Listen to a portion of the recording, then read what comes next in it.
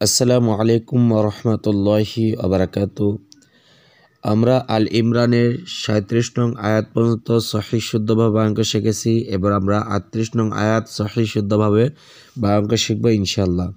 আর আপনি যদি আমার ভিডিও বা ধারাবাহিকভাবে পাঠ টু পাঠ দেখেন ইনশাআল্লাহ যে কোনো কোরআন সহিহ শুদ্ধভাবে পড়তে পারবেন। আর আমার চ্যানেল নতুন হয়ে থাকে অবশ্যই আমার চ্যানেল সাবস্ক্রাইব করবেন, লাইক করে দেবেন। আউযু বিল্লাহি মিনাশ শাইতানির রাজীম। বিসমিল্লাহির রহমানির রহিম। হুনালিকা দাআ, হা পেশ হু, নুন আলিফ জবর না, জবরের বাম পাশে খালি আলিফ এক আলিফ টান, এটা মনে রাখবেন। তাহলে বলবো হুনা, লাম জেল্লি, কাফ জবর কা, হুনালিকা হুনালিকা, দাল জবর দা, আইন আলিফ জবর আ, জবরের বাম পাশে খালি আলিফ এক আলিফ টান, দা আ, হুনালিকা দা আ, হুনালিকা দা আ, জা জবর জা, কাফ জবর কা, জাকা, রজা ইয়াকে দেবে রয়াজের রি, জাকারি জাকারি, ইয়া আলিফ জবর ইয়া, জবরের বাম পাশে খালি আলিফ এক আলিফ টান, তাহলে আমরা বলবো জাকারিয়া। এখন এখানে দেখেন এই যে উপরে একটা তিন দাঁতালো চিহ্ন দেখতেছেন, এই তিন দাঁতালো চিহ্নকে বলে তাসদিদ। এই চিহ্ন যে হরফ থাকবে সে হরফ দুই বচন করতে হবে। দেখেন রজা ইয়াকে দেবে রয়া যা রি, ইয়া আলি জোর ইয়া, তাহলে কয় বচন হলো? ইয়া দুইবার। কেন? এই তাসদিদ থাকার কারণে, এটা মনে রাখবেন। তাহলে আমরা বলবো জাকারিয়া, হুনালিকা দাআ জাকারিয়া।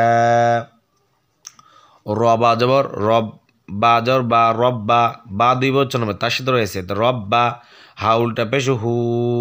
দেখেন যেখানে উল্টা পেশ রয়েছে সেখানে আমরা একালি টেনে পড়বো, তাহলে বলবো রব্বাহু রব্বাহু। আমার সাথে এখান থেকে পড়েন, বলেন হুনালিকা দাআ জাকারিয়া রব্বাহু। কফ আলিফ জবর ক, জবরের বাম পাশে খালি আলিফ এক আলিফ টান, ক, লাম জবর লা, কলা কলা, রজা বাকে ধরে রবাজর রব, বাজের বি, রব্বি, কলা রব্বি কলা রব্বি, হাজা বাকে ধরে হাবাদর হাবে, হাবাদর কে হয়? হাবে। বাটা হলো কলকলা হরফ, কলকলা হরফ পাঁচটি, কফ ত বা জিম দাল। আর এই পাঁচ হরফের যজম হলে ধাক্কা দিয়ে পড়তে হয়, যেমন বারবার যজম রয়েছে তো বার আগে ধাক্কা দিয়ে পড়বো, বলবো হাবে। আর কালার বোর্ডের জন্য যদি কোনো হরফের উপরে লাল কালার অঙ্ক থাকে তাহলে সেখানে অবশ্যই ধাক্কা দিয়ে পড়তে হবে, বলতে হবে হাবে। লামজা ইয়া একে দেবে লামিয়াজের লি, জেরের বাম পাশে জজমলা ইয়া একালিফ টান, হাবেলি, কলা রব্বি হাবেলি, কলা রব্বি হাবেলি। মিমজা লামকে দেবে। দেখেন এখানে জজম রয়েছে, এখানে তাসদিদ রয়েছে। জজমলা হরফ ডান দিকে হরকতের সঙ্গে একত্রে একবার মিলিয়ে পড়তে হয়, আর তাসদিদ হরফ দুইবার উচ্চারণ করতে হয়। তাহলে জজমের চাইতে তাসদিদ বেশি শক্তিশালী। যে জজমের পরে তাসদিদ থাকে তার জজমলা হরফ বাদ যাবে, তাসদিদ হরফকে ধরতে হবে। তাহলে মিমজা লামকে দেবে, মিম লাম জের মিল, লাম জল্লা মিল্লা মিল্লা, দাল নুন পেশ দুং ইকফা, দাল নুন পে দুং দশদ্দু অনিশ্ব দুং, এইভাবে উচ্চারণ করতে হবে। কেন? দেখেন নুন সাকিনের পরে কাফ রয়েছে, যদি নুন সাকিনের পরে কাফ থাকে তা নুন সাকিনটাকে অনিশ্বাদে গুণ্য করে পড়তে হয়। ইকফা মানে এটাকে বলা হয় ইকফা হাকিকে। ইকফা হাকিকে 15টি। এই 15টি হরফের মধ্যে যে কোনো হরফ থাকলে নুন সাকিনের পরে যদি আসে তা নুন সাকিনকে অনিশ্বাদে গুণ্য করে পড়তে হয়। আর ইকফা সম্পর্কে জানতে চাইলে ডিসক্রিপশন ভিডিও দেওয়া থাকবে, সেখানে দেখে নেবেন। আপনাদেরকে আরেকটু সহজ করে দেয়, যেটা আপনাকে অবশ্যই মনে রাখতে হবে, সেটা হলো যদি নুন সাকিনের পরে হামজা হা আইন হা গইন খ, এই 6 হরফের কোনো একটা হরফ যদি না থাকে তাহলে নুন সাকিনটাকে অনিশ্বাদে গুণ্য করে পড়তে হবে। আর যদি থাকে সেক্ষেত্রে আমরা দাল নির্বে দুন পড়তাম।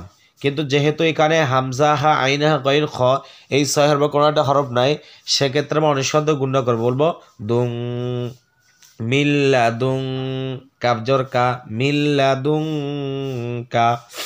অথবা কালার বোর্ডের জন্য যদি নুন সাকিনের ওপর যদি নীল কালার অঙ্ক থাকে অথবা যে কোনো হরফের যদি নীল কালার অঙ্ক থাকে তাহলে মনে করতে হবে এটা ইকফার হরফ, এখানে গুণা করে পড়তে হবে। মিল্লাদুনকা জাল যা রকে দেবে জাল রপে জুর রজে ইয়াকে দেবে রয়া যা রি জুররি জুররি ইয়া জবর ইয়া জুররিয়া জুররিয়া জুররিয়া তা দুই জবর তাং ইকফা ওই একই কথা যদি তানবিনে পরে হামজা হা আইনা গইন খ ছয় হবে কোনো একটা হরফ যদি না পাওয়া যায় সেক্ষেত্রে অনিঃশব্দ গুণনা করবো দেখেন তানবিনের পর ত রয়েছে ত ইকফার হরফ তাহলে তানবিনটাকে আমরা অনিঃশব্দ গুণনা করবো বলবো তাং তাকে তা অনিঃশব্দ তাং এভাবে উচ্চারণ করবো তাহলে আমরা বলবো জুররিয়াতাং অথবা তানবিনের উপর তানবিন বলা হয় দুই জবর দুই যে দুই পেশকে তানবিন বলা হয় যদি তানবিনের উপর নীল কালার অঙ্ক থাকে তা তানবিনটাকে আমরা অনিঃশব্দে গুণনা করবো জুররিয়াতাং তয় আজব তয় ইয়াজের ই তয় ই বাজর বা তা দুই জবর তান তয় ই বা তান তয় ই বা তান তয় ই বা তান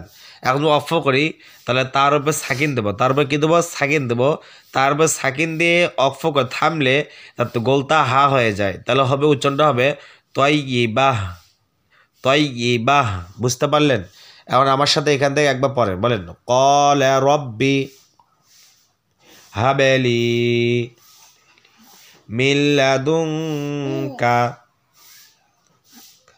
যুররিয়াতান তাইয়্যিবাহ হামজা নুন জেরে ইন নুনে তাসের গুণা করা ওয়াজিব নুন জবর না ইন্না কাফ জবর কা ইন্নাকা দেখেন দুই নুনের বা তাসি থাকে তাহলে সেখানে অবশ্যই গুণা করে পড়তে হয় তাহলে বলবো ইন নুন জবর না কাফ জবর কা ইন্নাকা আর কালার বোর্ডের জন্য যদি তাসি তলে নুনের বা কমলা কালার রঙ থাকে তাহলে সেখানে অবশ্যই গুণা করে পড়তে হবে ইন্নাকা সিন জবর সা মিম যা ইয়াকে ধরো মিমিয়াজের মি জেরের বাম পাশে জজমলা ইয়া একালিফ টান সামি ইন্নাকা সামি ইন্নাকা সামি আইন যা দালকে দেবে আইন দাল পেশ উদ সামি উদ দালের পরে তাসিত রয়েছে তাহলে দুইবার উচ্চারণ করতে হবে বলতে হবে সামি উদ দাল পেশ দু সামি উদ্দু আইন আলি জোর আ মাদ্দে মোত্তাসিল চারালিফ টান যদি কোনো হরফের মোটা চিহ্ন বামে যদি গোল হামজা থাকে তাহলে সেখানে চাইল্ড টেনে পড়তে হয় তাহলে বলবো দোয়া হামজাদের ই দোয়া ই এখন তো অক্ষ করি তো উচ্চারণটা হবে দোয়া